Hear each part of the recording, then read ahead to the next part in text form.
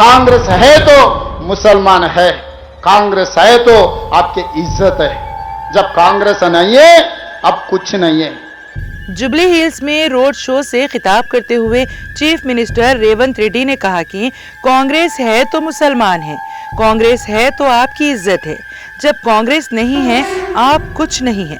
Chief minister का ये बयान इंतहाई मुज़्ज़क़ खेज़ और मुसलमानों की तौहीन के मुतरादिफ है।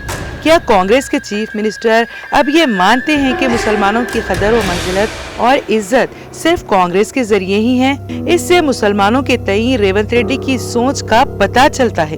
किसी भी कौम की इज्जत, ईमान और वजूद किसी भी सियासी जमात पर मुनहसर नहीं होता।